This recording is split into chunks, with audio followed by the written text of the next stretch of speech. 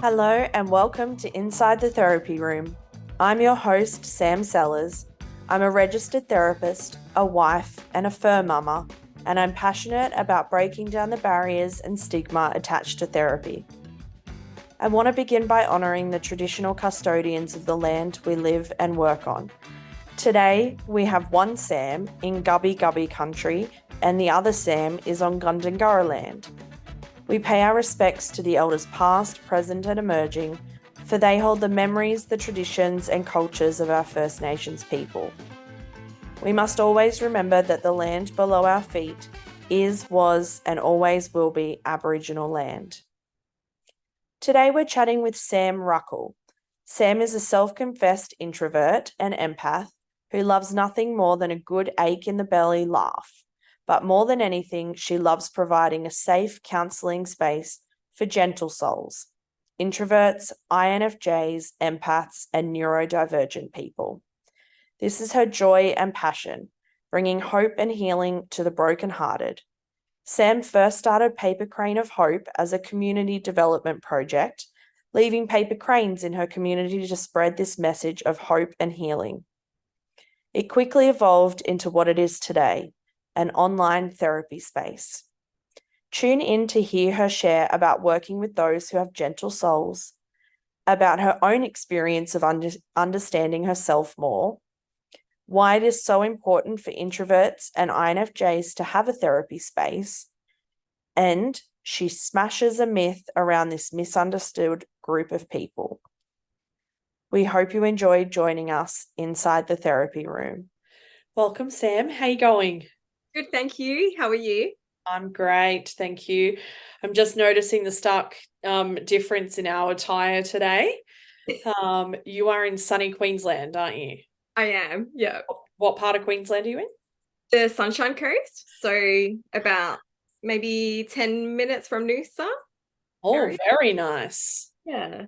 Yes, I've never been to Noosa, but I know it is the ritzy part of Queensland. It's like, isn't it the place to be? It's like the ritzy part.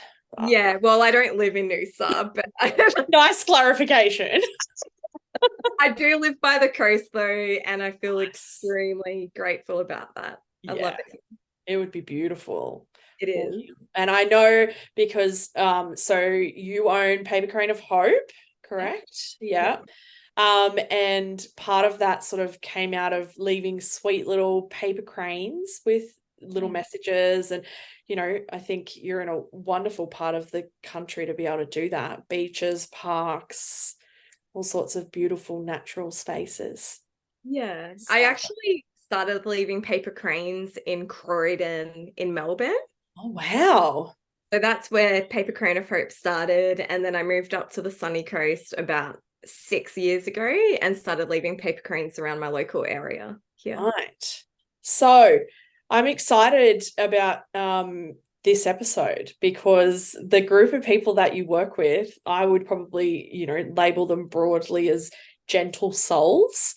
But I tend to fall into some of these categories, which makes me sort of, you know, nice and excited to have a chat to you. So the people who fall into that category that you work with, introverts, INFJs, empaths, HSPs, or highly sensitive people. Tell me a little bit about who they are, what they look like. People probably are hearing acronyms and letters and having absolutely no idea what we're talking about. So give us a bit of a lowdown. Okay. So I just wanted to share first that when I started Paper Crane of Hope and I was leaving paper cranes around the community with little messages, the people that found those paper cranes and we formed a bit of a community on Instagram turned out to be introverts.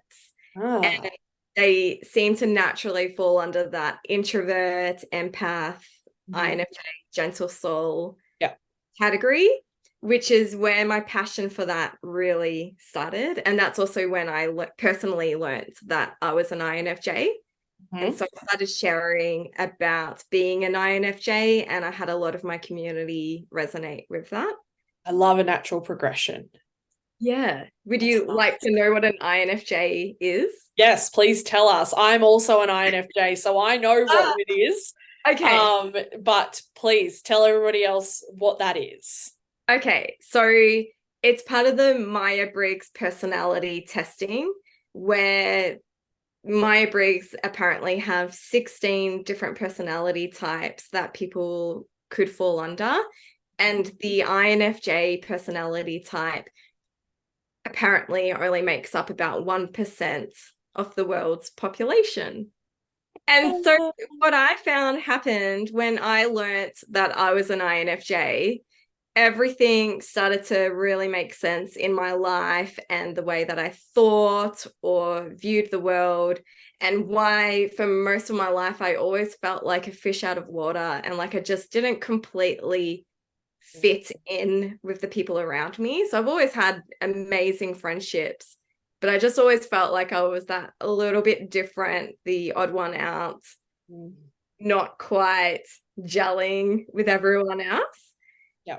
And that's probably why I became really passionate about providing counselling for the INFJ, because I understood that experience that they would have gone through. And I find that a lot of people who do find out they're INFJs, it's a bit of a light bulb moment for them. It's an aha moment. And they just want to explore that and get to know themselves a bit better and absolutely. see their life. I absolutely can resonate with that. I remember the moment that I found out. It was almost, it actually, like, I don't know that whether it was a light bulb moment. It was more of like a weight off my shoulders. Like there was a relief about it. There was suddenly, people would tell me, oh, it's, you're just like a walking contradiction. Like you say one thing, you can say another. Like, how can you hold both of those views, both of those perspectives, both of those sort of seeing the world in two different ways or multiple different ways? And so I think it was a relief. There was a reason. There was, it was, I think I also hear when people sort of find that space that it is quite a moment for them. So it is. Yeah. And then because it's such a rare personality type, it's really amazing that people can then find each other on the internet. Absolutely. And find a safe space where they can chat with each other and ask, like, do you think like this as well? And then just having that conversation. Yeah. There is a running theme in my world at the moment, which is that concept of to be seen is to be understood. And I think that very much resonates in this world of people, because it can feel really insular and like you're the only person who has this unique perspective on the world or thinks like this or feels like this. And so being able to connect with like-minded people, it does create that sense of validation and understanding that you don't get with people who are not that personality type or who don't think like that. So we threw another acronym out there, HSP. Let's define that for everybody. So that is a highly sensitive person. And I find that a lot of INFJs tend to fall under that HSP empath umbrella. My understanding of an HSP is someone that is extra sensitive to perhaps noises or touch or crowded places, all of those like sensory overload. Basically. Are you a HSP, Sam? I would say that I am. Yeah. But over the years, I've learnt to manage that. And so I don't feel it affect me in the same way that it once did. Yeah, I think it moves and it has progression and it sort of has peaks and troughs at different stages of life. I'm also a HSP. My therapist I love the way that he describes it, which is that HSPs have a finely tuned nervous system. So we feel everything just more intensely. Everything is just more intense. Taste is more intense. Sound is more intense. Everything is just more finely tuned, which I love because it's like a superpower almost. It doesn't feel like a superpower sometimes when the sun is so bright that I cannot even bear to like have my eyes open. But it can be things like that that make it really difficult to be out and about with people who don't understand that you're not just being dramatic, you're not just making a big deal out of something, you're not just drawing attention to yourself or something like that, but it's a real visceral physical response for a lot of people. Yeah, absolutely. And that's why I moved to the beach. Amazing. I mean, to be honest, I'm so not a beach person. I understand people's love of the beach because it's beautiful, it's picturesque, the breeze, the sound of the water. I just can't get my head around sand. It just You're gonna say that because a lot of people have that. Yeah.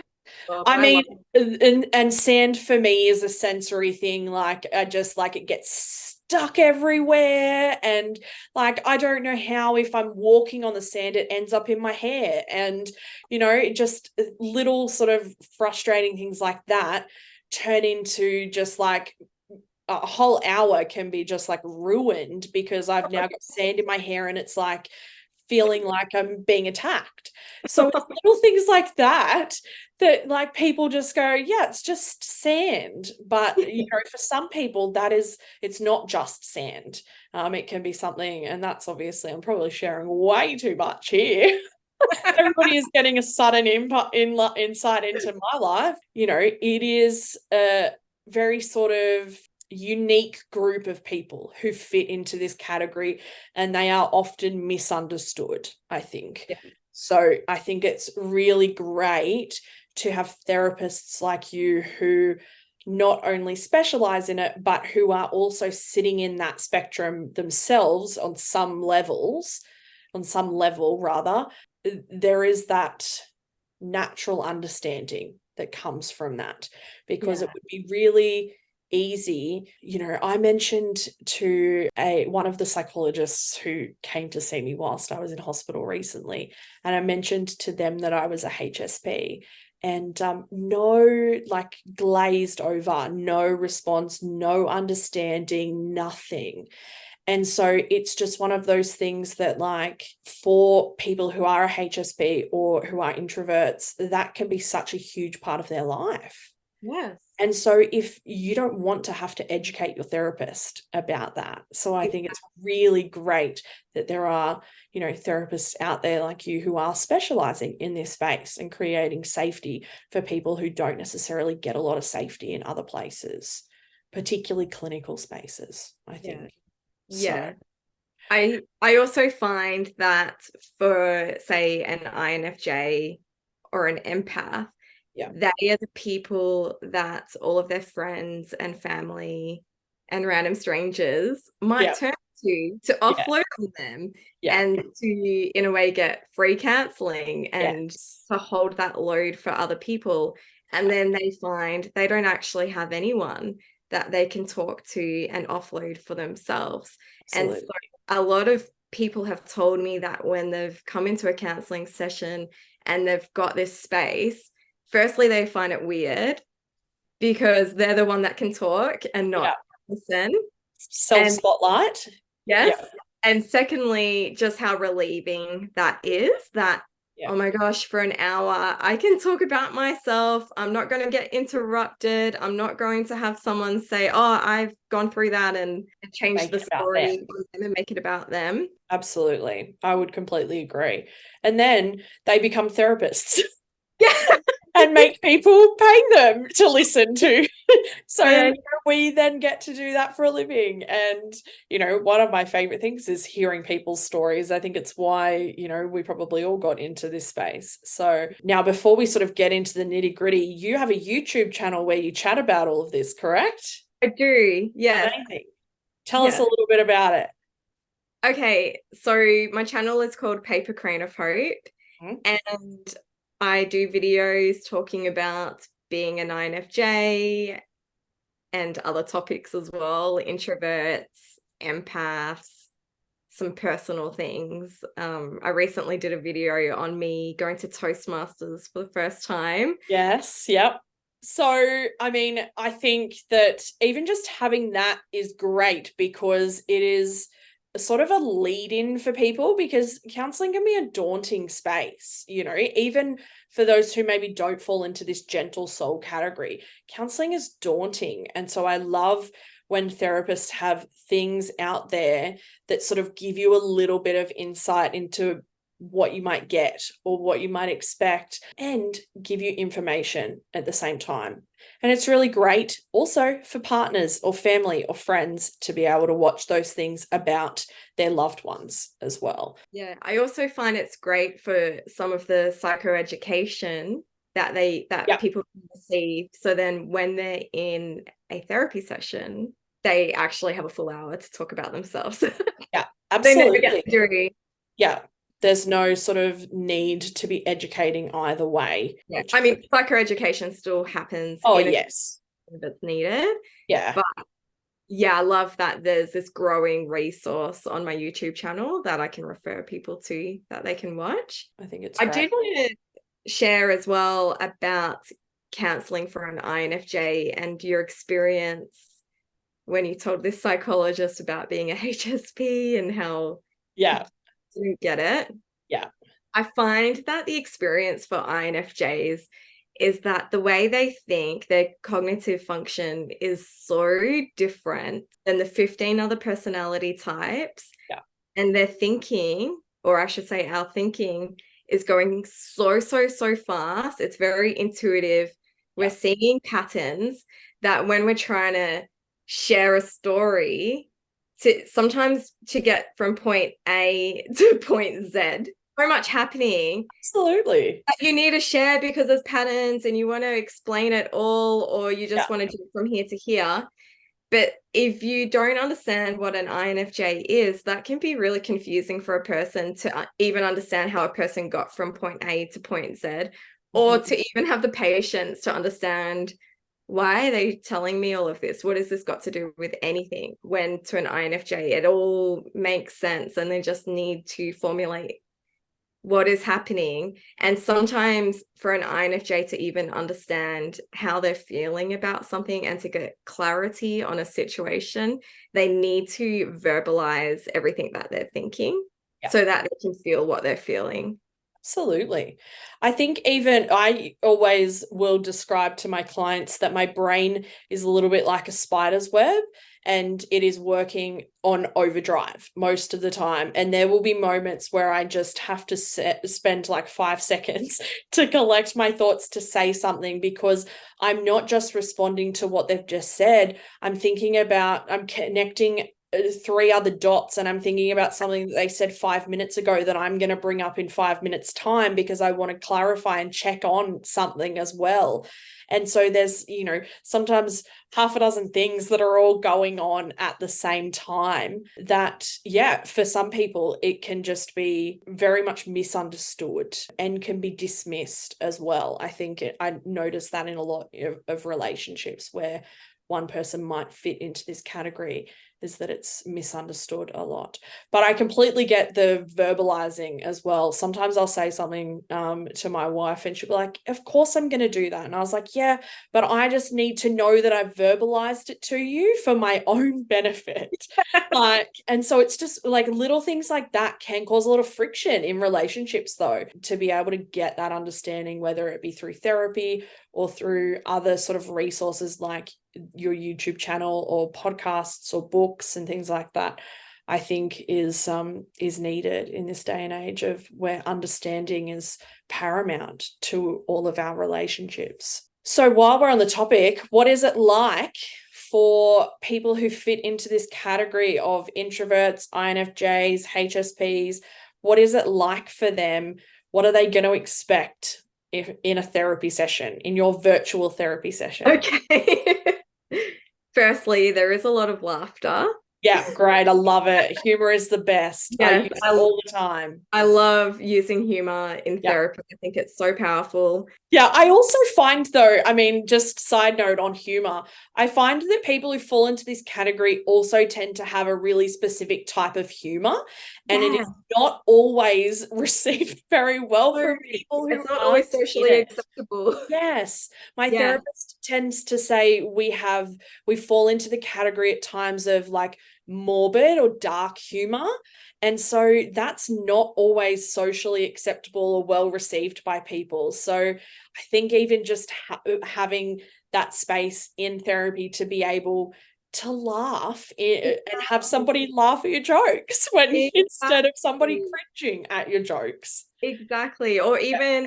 even having like light humor when say if I point out something to a client about like their bodily reaction and mirroring that to them or showing them, do you realize that you do this when such and such happens?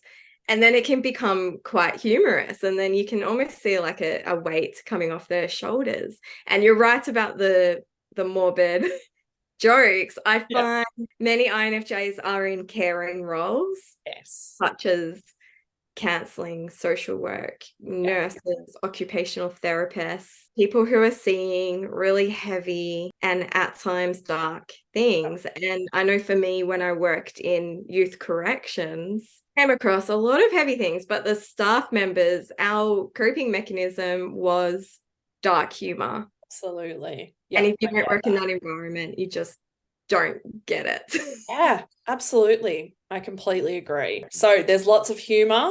Yeah. What else So can they expect? in the first session, I do find it's very much about getting to know that person's story, getting an overall understanding of who they are, building that trust.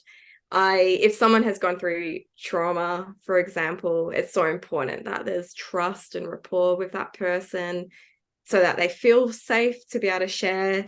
So it is very much about, yeah, getting to know the person and their story and what's happening.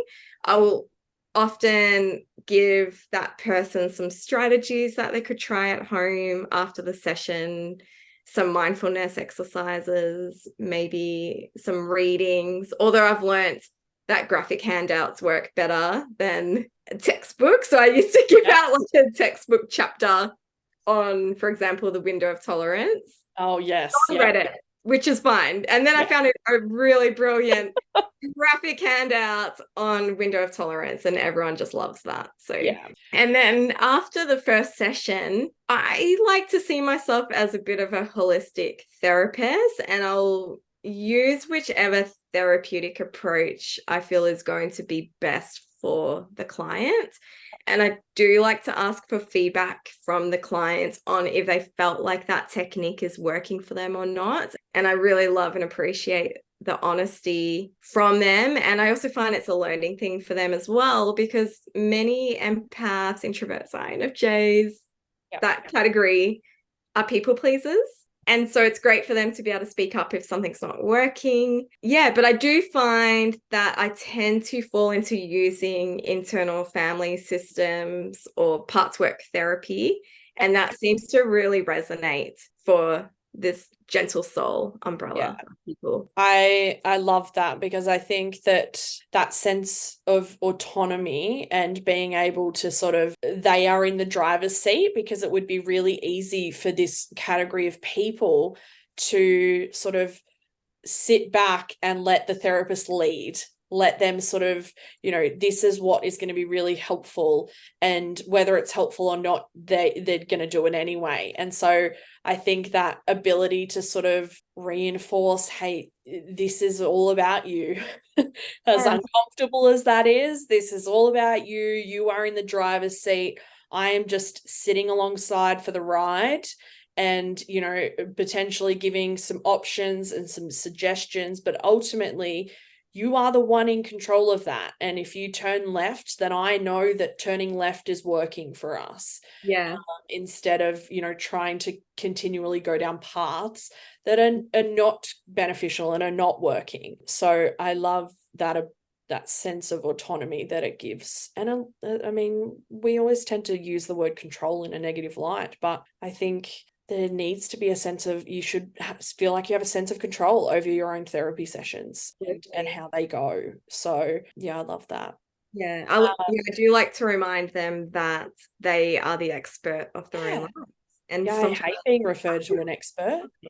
Yeah. It's gross. I don't know about you, but anytime somebody refers to me as an expert, I'm just like, yuck. I don't want to be known as an expert. I want to be known as somebody who is passionate about certain things. And so I learn a lot about it. And I love working with those groups of people. And, there are certain areas where we have lived experience as well. And that adds, a certain dynamic to it as well. But I much prefer to empower my clients to think that they are the experts. Exactly. Yeah. And I do find, I mean, with the INFJ, they are so intuitive and self-reflective, but they just needed that space to actually get clarity to talk. And I should also mention as well that in a lot of our sessions, I do like to bring people back to their body. I find that INFJs, empaths, gentle souls really struggle to be in their body, whether that's from trauma or something else. They just find it really hard to connect with their body. So often when they are sharing a story and they are jumping from da da da da da, at times I may pause them for a moment and to ask, where are you feeling this? What does that feel like? And help them to connect back into their physical body. Because for an INFJ, the weakest cognitive function is called SE, which is that sensing, that being aware of your physical surroundings. And so INFJs who can learn mindfulness techniques and can connect back in with them within themselves are a lot happier and more at peace because they're not stuck in this thinking and feeling cycle loop. So when we're talking, we do often talk about emotions, where they're feeling it in the shoulders, their chest, their tummy. What does it look like? What's the picture that they have? And then at the end of the session, they'll often say that, that heavy chest rock feeling I have has lifted. And so they're able to become more aware of what's happening for them as they process their feelings. And I would imagine for a lot of people, particularly if therapy is new to them, that process of holding and pausing to feel where that is in their body physiologically, that would actually be a really uncomfortable and at times painful thing to do, because they're often not doing it. They're avoiding it for, a large variety of reasons. But I would imagine for a lot of them, particularly if this is brand new, therapy is brand new for them, and if there is trauma in their history, that process would involve a lot of discomfort. Yeah. But it's quite healing and powerful because absolutely. I find a lot of my clients, they're well resourced in that they love personal development, they love reading about psychology, they understand a lot of things from that logical and intellectual level, but they just haven't allowed themselves to pause and actually go through it. My therapist and I sort of joke that my HSP and INFJ traits, personality traits, tend to make me a great therapist because I read a lot. I'm, always wanting to improve, know about personal development, know about new approaches, all of those sorts of things. But they make me a really awful client because it is, I'm very comfortable sitting with clients and holding space for them. But it, despite the fact that I've done this for, 6.5 years or something, it is a very uncomfy space for me sitting on the other side of the couch, so to speak. Before we jump into smashing some myths, which is always my favorite part of the episode, you have a couple of products on your website. Tell us about those quickly. I do. Firstly, I have a free ebook out at the moment. Oh, great. And it's a 30 days of gratitude practice. Love that. I recently went to a professional development training, and it was on gratitude, and it was all about the research that has been shown about just how effective having a daily practice of gratitude is. But the thing is, with gratitude, it does need to be a daily practice for at least 30 days to see the benefits. So I created this 30 days of gratitude where each day there's a different exercise that you can do to live a more of a life with gratitude and thankfulness. And I also have a building assertiveness workbook. I find many INFJs, they struggle to be assertive in their life. And so I've created, this workbook with exercises that you can do to become a more assertive person. I also have an ebook on journaling. I am so passionate about journaling. Journaling was an absolute lifesaver for me when I was a teenager, and it was my teenage self that taught me about journaling. So I wrote this book in honor of her and in honor of how far I have come since being that 14-year-old girl journaling under the tree every weekend. I love that. I think it's these things like journaling and particularly gratitude, they get thrown around a lot as like fad things, particularly social media, but they are proven, researched things that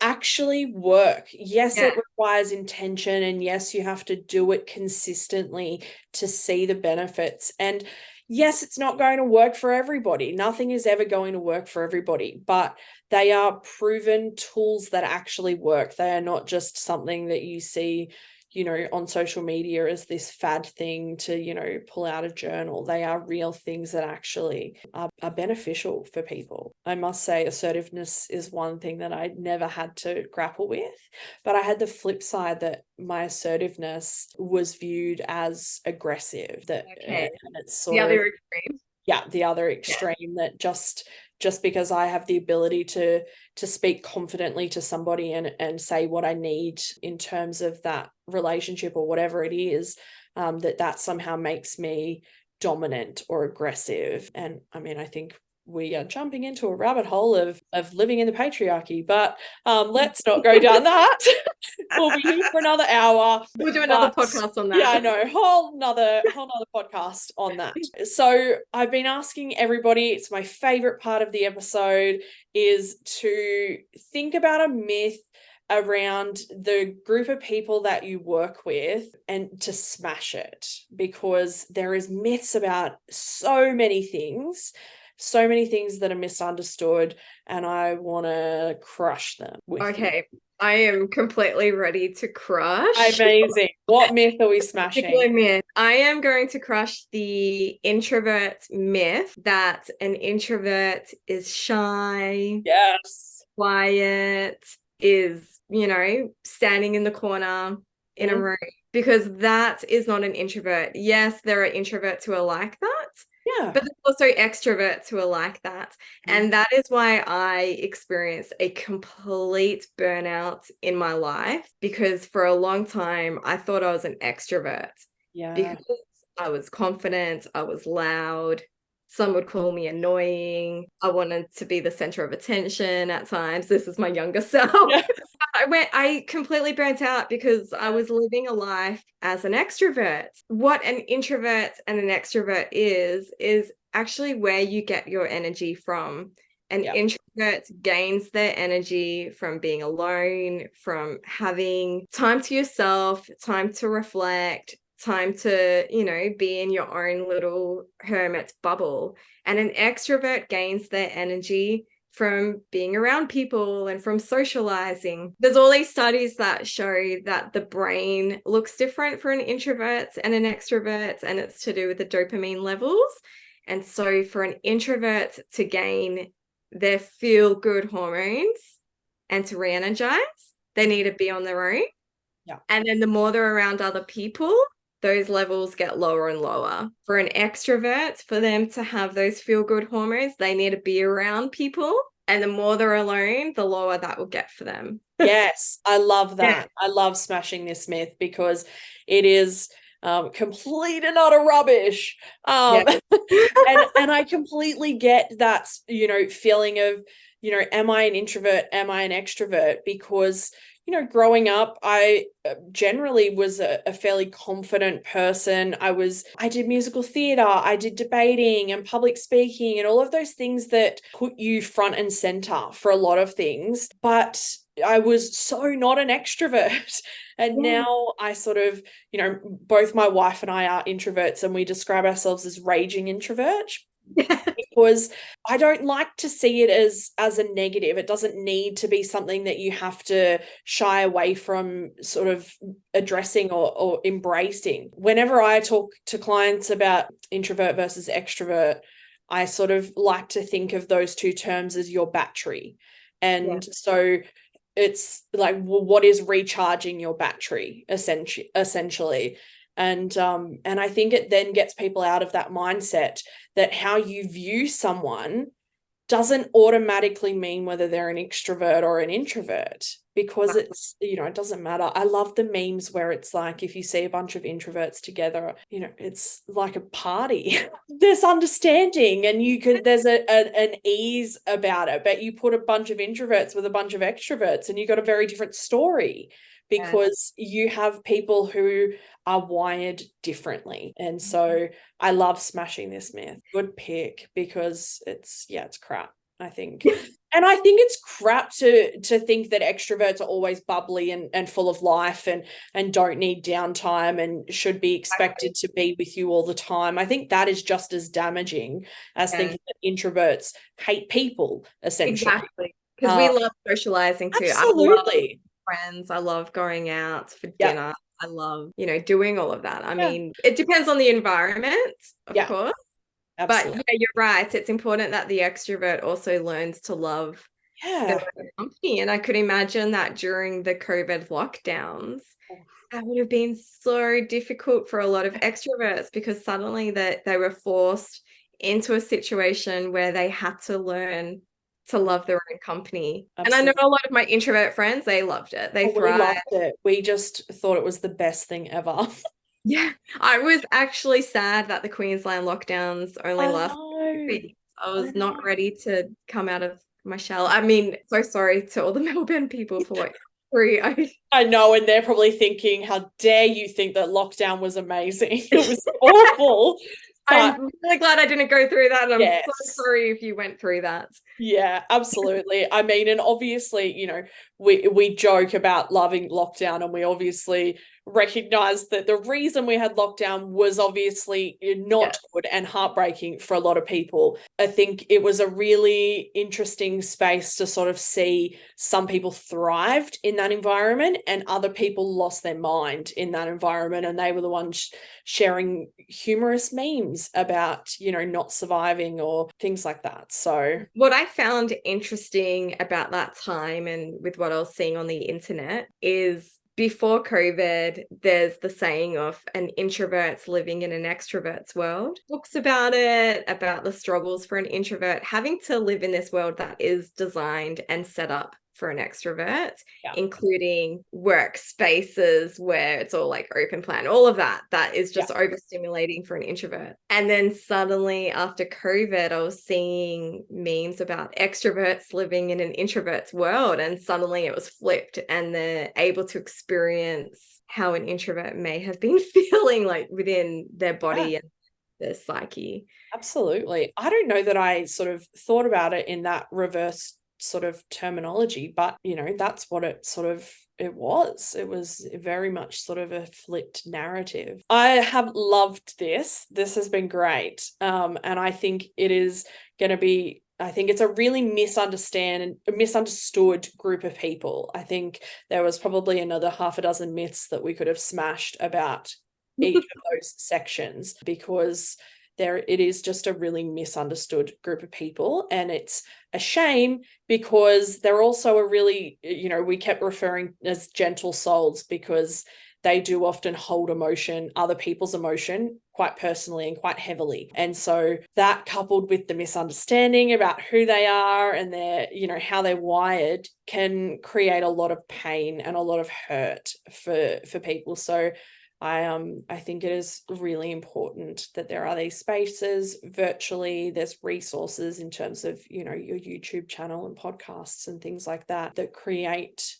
a sense of ease about where there's no need to over explain almost why, the who, what, where, why, and how, that sort of thing. I think it's really great that there are these spaces now. And because I think that a lot of people wouldn't necessarily think that this is a niche, that, there would be someone who would specialize in working with this group of people. I think we think, kids, adults, couples, those broad spectrum things. But there are people out there who work with much more insular sort of groups of people. Well, I realized when I started my practice, I love all people. Yeah. I love all ages. I love all genders. I love diverse people. And so I didn't want to niche myself just for mums or whatever. Yeah. But I felt really drawn to this personality type. Yeah.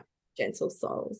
And I think it happens, I think those sorts of things tend to happen organically. Everybody that I've sort of spoken to, we never set out to specialize in a certain area. Generally, it just tends to come to us, and it tends to come quite organically, whether we like it or not sometimes.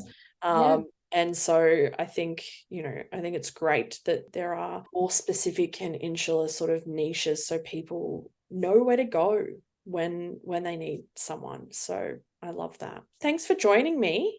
Thank you for having me. It's been so nice. And we didn't acknowledge the fact that we have the same name. I know, yes. How did we get to the end of the episode that they're getting double Sam, which I just think is great. And I'm going to have to work out a way to distinguish that in the intro. So if you're getting to the end of the episode, and hopefully the intro is good, because it's always a little bit hard. I think we might go with like Queensland Sam and New South Wales Sam. It's been so great. Thank you for having me. I've been so excited about this. Yeah, I've loved it. It's been a great chat. And I feel like there are other sort of little avenues that could have been chatted about. So if anybody is interested, Instagram, we're both relatively prominent on Instagram. So there'll be lots of different avenues, and there might even be other spaces where we get to chat. Maybe we'll do an Instagram live or something one day. Yeah, that'd be great. It'd be fun. Yeah, the two Sams. Yeah. Amazing. Thanks, Sam. Thank you, Sam. We hope you enjoyed joining us inside the therapy room. Thanks for listening.